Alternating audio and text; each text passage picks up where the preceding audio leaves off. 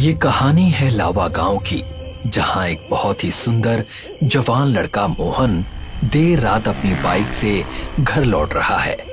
एक भूतनी उसे इमली के पेड़ पर बैठकर देख रही है। उसे देखते ही भूतनी एक सुंदर लड़की का रूप बना लेती है और उसके सामने खड़ी हो जाती है। अकेली लड़की को खड़ा देखकर मोहन अपनी गाड़ी रोकता है। अरे, आपको कहाँ जाना है? अगर आप चाहें तो मैं आपको आगे छोड़ दूंगा, वहां से बस मिल जाएगी।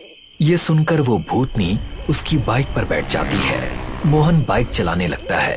कुछ दूर जाने के बाद मोहन बाइक रोक देता है। आप यहीं उतर जाइए, यहाँ से आपको बस मिल जाएगी। भूतनी उसकी बाइक से उतर जाती है। मोहन अपनी बाइक स्टार्ट करता है और वहां से निकल जाता है। कुछ देर अपनी बाइक चलाने के बाद वो अपने घर पहुंचता है। वहां जाकर देखता है कि वो लड़की अभी भी उसके पीछे बैठी है। अरे, आप तो वहां उतर गई थी ना, फिर आप यहाँ कैसे? बात ये है, बहुत देर हो गई थी, बस तो मिलती नहीं। सोचा कि आपके घर ही आज रुक जाऊं, फिर कल सुबह निकल जाऊंगी। लेकिन अगर आपको कोई दिक्कत है तो बताइए, मैं चली जाऊंगी। अरे नहीं नहीं, आप आज रात यहीं रुक जाइए, कल सुबह चली जाइएगा। मोहन घर पहुंचता है और डोरबेल बजाता है। उसकी पत्नी अनन्या दरवाजा खोलती है। अनन्या अपने पति को गले लगाती है। ये देखकर भूतनी गुस्सा हो जाती है। तभी अनन्या भूतनी को देखती है।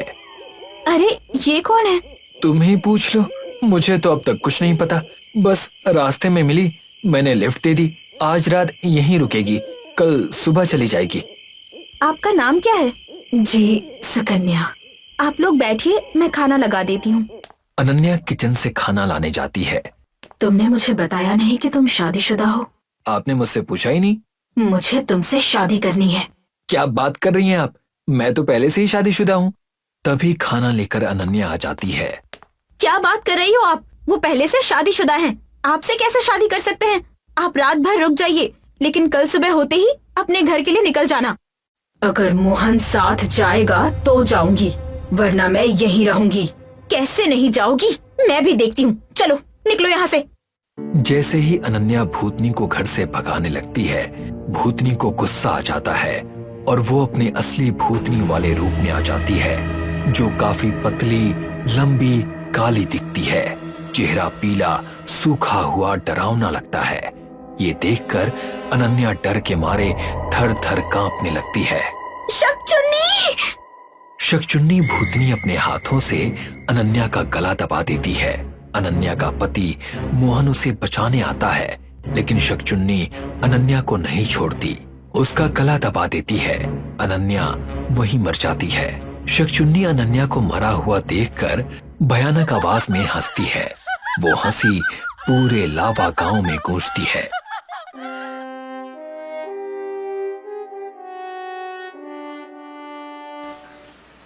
सुबह का समय है। गांव के सारे लोग मोहन के घर पर इकट्ठा हुए हैं। सभी लोग अनन्या की लाश देखकर डरे हुए हैं।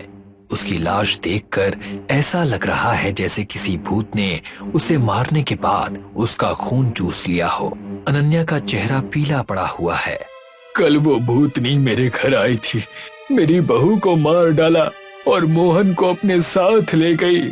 मेरा बेटा कहाँ है? जिंदा भी होगा या नहीं? वो भूतनी गांव के लोगों को परेशान कर रही है। सुना है कि वो एक सुंदर लड़की का रूप बनाकर घूमती रहती है। हाँ प्रधान जी, कल रात मुझे भी एक लड़की मिली थी, पूछ रही थी कि तुम्हारी शादी हुई है। शायद वही भूतनी थी। इस बात से इतना तो पता चल गया कि वो भूतनी के साथ साथ बेवकूफ भी है। क्यों? उसे तुम्हारी शक्ल देखकर ही समझ जाना चाहिए था कि तुमसे शादी कौन करेगा। जब तक इस भूतनी का कोई उपाय करते हैं, तब तक गांव में हर जगह पोस्टर लगा देते हैं कि अगर कोई सुंदर लड़की शादी के लिए पूछे तो मना कर देना। गांव में हर जगह पोस्टर लगवाए जा रहे हैं, जिन पर लिखा है कोई भी सुंदर लड़की शादी के लिए पूछे तो मना कर दें, इसी में आपकी भलाई है। गांव में हर जगह पोस्टर देखकर गांव के लड़के डर गए हैं। पहले लड़के लड़कियों को छेड़ते थे, अब लड़की लड़कों को छेड़ रही है। गांव के कुछ लड़के चौराहे पर खड़े हैं, वहां से कुछ लड़कियां जा रही हैं। लड़कियों को देखते ही लड़के अपनी नजरें नीचे कर लेते हैं। शादी करेगा मुझसे? कैसी बातें कर रही हो तुम? तुम्हारे घर में बाप भाई नहीं है क्या? तू बता, मुझसे शादी करेगा क्या? हाँ, करूँगा। हाँ बोलने में डर नहीं लगता? पोस्टर देखो क्या लिखा है। कोई लड़की शादी के लिए कहे तो मना कर देना। ये भी तो देखो, पोस्टर पर सुंदर लड़की लिखा है, जो तुम नहीं हो, इसीलिए यहाँ कहा। रात का समय है। भूतनी सुंदर लड़की का रूप बनाकर इमली के पेड़ के नीचे खड़ी है और आने जाने वालों से शादी के लिए पूछ रही है। मुझसे शादी करोगे? नहीं, मुझे शादी नहीं करनी। ऐसे ही भूतनी 3-4 लोगों से पूछती है और सभी मना करके चले जाते हैं। कुछ देर बाद भूतनी देखती है कि दीवार पर पोस्टर लगे हैं जिस पर लिखा है, कोई सुंदर लड़की अगर शादी के लिए आपसे पूछे तो मना कर दे, इसी में आपकी भलाई है। ये देखते ही भूतनी को गुस्सा आ जाता है। सुबह का समय है। गांव के सभी लोग उठते हैं और देखते हैं कि सारे पोस्टर हटाए जा चुके हैं। ये देखकर गांव के सभी लोग डर जाते हैं। गांव के लोग प्रधान के घर इकट्ठा होते हैं। प्रधान जी, भूतनी ने रात में ही सारे पोस्टर गांव से हटा दिए, अब क्या होगा? अब इस भूतनी का कोई उपाय करना पड़ेगा। मैंने आज ही एक बाबा को बुलाया है। तभी वहां बाबा आते हैं। पूरे गांव के लोग और प्रधान उन्हें सारी कहानी बताते हैं। ये शकचुन्नी है। शकचुन्नी एक विवाहित महिला का भूत होती है, जो अविवाहित पुरुषों को अपनी ओर आकर्षित करती है। लेकिन बाबा जी, इससे बचने का उपाय क्या है? इसके साथ अन्याय हुआ है। जब तक मैं इसे न्याय नहीं दिलवा देता, तब तक हर लड़का, चाहे विवाहित हो या अविवाहित, एक लड़की के साथ बाहर निकला करो, ताकि शकचुन्नी को लगे कि तुम विवाहित हो। आज पहली बार हम सिंगल लड़कों के लिए किसी ने कोई कानून बनाया है। अब तो सबको जोड़ी बनानी पड़ेगी। अगर तुम चाहो तो हम दोनों जोड़ी बना सकते हैं। अपनी शक्ल देखिए, तुम्हारे चक्कर में ही सरकार ने हेलमेट पहनकर बाइक चलाने का कानून बनाया, ताकि कुछ देर तो लोगों को तुम्हारी शक्ल ना देखनी पड़े। गांव के सारे कुंवारे लड़के भी लड़कियों के साथ जोड़ी बना रहे हैं। घर से बाहर तभी निकलते हैं जब साथ में कोई लड़की होती है। मुझे खेत में जाना है, साथ चलोगी? तुम्हारे घर में माँ बहन नहीं है क्या? अगर मेरे घर में माँ बहन होती तो मैं तुमसे क्यों कहता? कुछ लड़के हैं जिनकी जोड़ी नहीं बन पा रही है। लड़कियां उन्हें भाव नहीं दे रही हैं। वो शकचुन्नी के डर से परेशान हैं। सबकी जोड़ियां बन गई यार, यहाँ तक कि जूते चप्पल की भी जोड़ियां होती हैं। बस मेरी जोड़ी नहीं बन रही। अब लगता है शकचुन्नी के साथ ही जोड़ी बनानी पड़ेगी। पूरे गांव के लोग जोड़ी बनाकर घर से निकल रहे हैं। कुंवारी लड़कियां भी लड़कों को शकचुन्नी से बचाने के लिए सिंदूर लगाकर चल रही हैं। रात का समय है। शकचुन्नी सड़क किनारे सुंदर लड़की का रूप बनाकर खड़ी है। वो देखती है कि जो भी लड़का वहां से गुजरता है, किसी न किसी लड़की के साथ गुजरता है। उसे एक भी कुंवारा लड़का नहीं मिलता। एक ही लड़की कई लड़कों के साथ घूम रही है, हमारे साथ धोखा। शकचुन्नी गुस्से में अपने वास्तविक भयानक रूप में आ जाती है और तभी एक लड़की के साथ जा रहे लड़के का गला पकड़कर उसे हवा में उठा लेती है। शकचुन्नी उस आदमी को मारकर उसका खून चूस लेती है। वो एक पहाड़ी में घने जंगल के बीचों बीच बना हुआ एक पैलेस था। राजन और माधव अपनी बाइक से गुजर रहे थे कि तभी भयंकर वर्षा शुरू हो गई। अरे यार, ये क्या हो गया? एक तो भयंकर ठंड है और ऊपर से बारिश भी होने लगी। एक काम करते हैं, किसी पेड़ के नीचे कुछ देर के लिए रुक जाते हैं। पागल हो गए हो क्या? बारिश के साथ साथ बिजली भी कड़क रही है, और जब भी बिजली कड़कती है तो पेड़ के नीचे खड़े नहीं होते। सही कहा तुमने, मैं तो भूल ही गया था कि बिजली ज्यादातर पेड़ पर ही गिरती है। तभी राजन की नजर उस सुंदर पैलेस पर चली गई, जो कि इस वक्त रोशनी से जगमगा रहा था। एक काम करते हैं माधव, उस पैलेस के अंदर चलते हैं। जब बारिश बंद हो जाएगी तो उसके बाद चले जाएंगे। तुम्हारा दिमाग तो ठीक है। मैंने इस पैलेस के बारे में बहुत ही डरावनी बातें सुन रखी हैं। वो सब बकवास बातें होती हैं। ये पैलेस सालों से फॉरेस्ट ऑफिसर्स का ठिकाना रहा है। ये सरकार की संपत्ति है। चलो चलते हैं, नहीं तो बीमार पड़ जाएंगे। माधव न चाहते हुए राजन के साथ उस पैलेस के अंदर चला गया। पैलेस के अंदर कदम रखते ही माधव की आंखें फटी की फटी रह गई। यार ये पैलेस तो बहुत सुंदर है, बिल्कुल किसी महल की तरह लग रहा है। और तुम बेवजह डर रहे थे। राजन ने इतना कहा ही था कि तभी वहां पर घना अंधेरा छा गया। माधव डरते हुए ये सोचने लगा कि अचानक अंधेरा कैसे छा गया। अभी तो चारों तरफ लाइट्स ही लाइट्स थी। राजन ने अपनी टॉर्च निकाल ली। चिंता मत करो, ये जंगली इलाका है, बिजली चली गई होगी, मैं टॉर्च जला देता हूँ। राजन ने जैसे ही टॉर्च जलाई तो उसके गले से एक जोरदार चीख निकल गई। क्या हुआ राजन? बोलो ना, क्या हुआ? इतना बोलकर माधव ने राजन के हाथों से टॉर्च छीन ली, मगर जैसे ही टॉर्च की रोशनी राजन के चेहरे पर पड़ी, माधव की डर से चीख निकल गई। राजन का चेहरा बुरी तरह से सड़ चुका था। उसकी आंखों की पुतलियां सफेद हो चुकी थी। ऐसा लग रहा था मानो राजन की वर्षों पुरानी लाश माधव के सामने रखी हुई हो। माधव चीखता हुआ उस पैलेस से बाहर निकलकर भाग गया। आर्यन बहुत खुशी खुशी शाम के वक्त अपने घर में आया। वो किचन में चला गया जहां उसकी पत्नी डिनर बना रही थी। क्या बात है, आज तो आप बड़े खुश नजर आ रहे हैं जी। एक गुड न्यूज है लक्ष्मी, अगर तुम सुनोगी तो खुशी के मारे उछल पड़ोगी। अब जल्दी से बताइए कि इतने खुश क्यों हैं? तुम जानती हो, मुझे फॉरेस्ट ऑफिसर की नौकरी मिल गई है और मेरी पहली पोस्टिंग मनाली के खूबसूरत जंगल में हुई है। तुम जंगलों को हमेशा से देखना चाहती थी ना, और तो और सरकार ने मुझे जंगल के बीच ही एक बहुत ही खूबसूरत बंगला भी दिया है। अगले दिन आर्यन अपने दोस्त अभिमन्यु के साथ अपने परिवार को लेकर मनाली की ओर रवाना हो गया। मनाली एयरपोर्ट के बाहर सरकारी गाड़ी उन सब का इंतजार कर रही थी। रात के 2 बजे आर्यन एक पुराने पैलेस के सामने खड़ा हुआ था। आर्यन जीप के ड्राइवर की ओर देखकर बोला, ये तो बहुत ही सुंदर पैलेस है और काफी पुराना बना हुआ मालूम पड़ता है। आपने सही पहचाना साहब। कहते हैं कि इस पैलेस को बहुत साल पहले एक अंग्रेज अफसर ने बनवाया था। वो जंगलों में ही रहना पसंद करता था। आजादी के बाद फिर इस पर भारतीय सरकार का कब्जा हो गया और तब से लेकर आज तक ये सिर्फ फॉरेस्ट ऑफिसर का गेस्ट हाउस बना हुआ है। आइए, मैं आप सबको आपके कमरे दिखा देता हूँ। ड्राइवर ने ये बात बोली ही थी कि तभी जंगल से अजीबोगरीब आवाजें आनी शुरू हो गईं। उन आवाजों को सुनकर पता नहीं क्यों लक्ष्मी के रोंगटे खड़े हो गए। ये आवाजें कैसी है आर्यन? हाँ? अरे भाई, चारों ओर घना जंगल है। जंगल में सब जंगली जानवर जब एक साथ रोते हैं तो उनकी आवाजें ऐसी ही मालूम पड़ती हैं।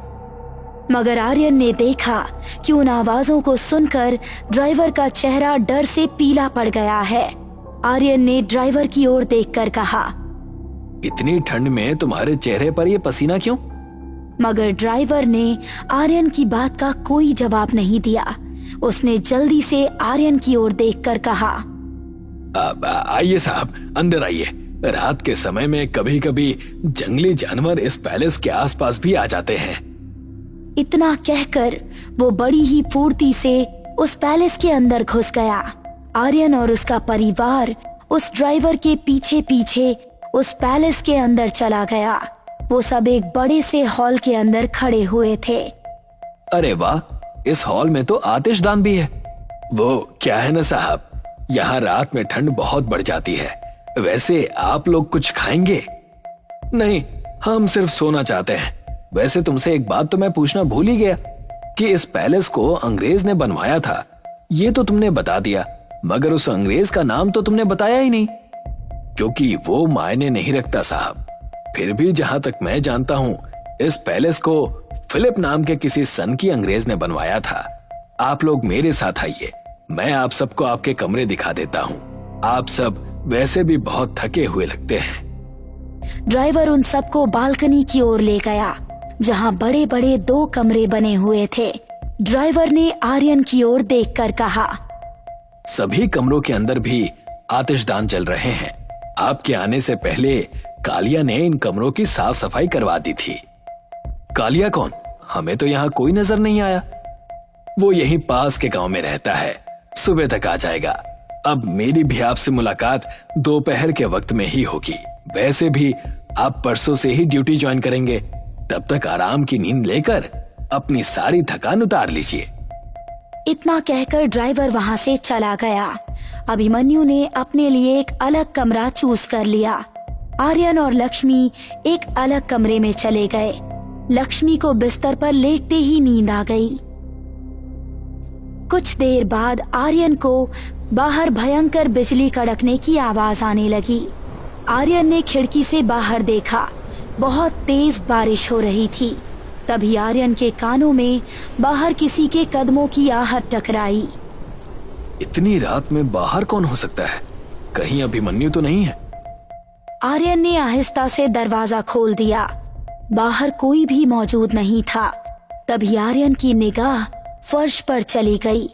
आर्यन को फर्श पर किसी के पांव के बने हुए निशान दिखाई दिए। ओह माय गॉड, ये किसके पैरों के निशान हो सकते हैं? वो भी इतने बड़े। ये निशान तो किसी स्त्री के मालूम पड़ते हैं, लेकिन किसी स्त्री के पांव के निशान इतने बड़े कैसे हो सकते हैं? आर्यन ने देखा कि पैरों के निशान उससे थोड़ी दूर सामने बने एक कमरे की तरफ जाकर खत्म हो गए थे। आर्यन उस कमरे की ओर चला गया। आर्यन तुरंत दरवाजा खोलकर उस कमरे के अंदर घुस गया। तभी उसके कानों में किसी स्त्री की खनकती हुई आवाज टकराई। कौन हो तुम? और मेरे कमरे में क्या कर रहे हो? आप कौन है?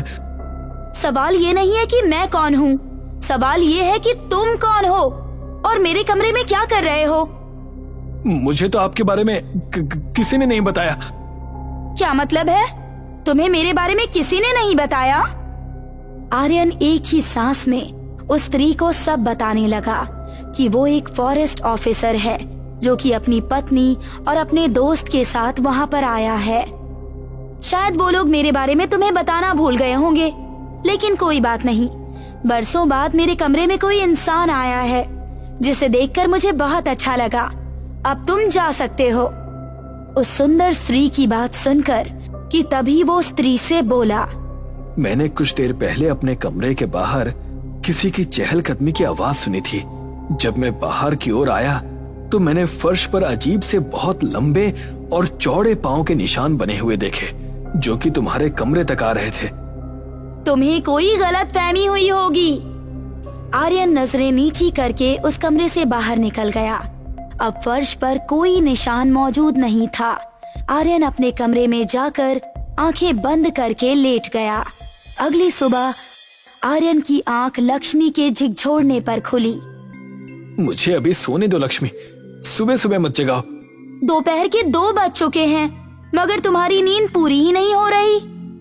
इतना बोलकर लक्ष्मी वहां से चली गई। तभी आर्यन के सामने एक लंबा चौड़ा बूढ़ा व्यक्ति आकर खड़ा हो गया। तुम कहीं कालिया तो नहीं, जिसके बारे में कल ड्राइवर ने मुझे बताया था? आपने बिल्कुल सही पहचाना साहब। तभी आर्यन के दिमाग में कल रात वाली घटना दौड़ गई। अच्छा एक बात बताओ कालिया, इस पैलेस में कोई सुंदर स्त्री भी रहती है क्या? आर्यन की बात सुनकर कालिया के चेहरे पर डर के साए लहराने लगे। नहीं साहब, ये तो सरकारी पैलेस है। यहाँ पर सिर्फ फॉरेस्ट ऑफिसर के परिवार ही ठहरते हैं। यहाँ कोई सुंदर स्त्री नहीं रहती। आपके आने से पहले ये पैलेस वीरान पड़ा हुआ था। क्या मैं तुम्हें कोई पागल दिखता हूँ?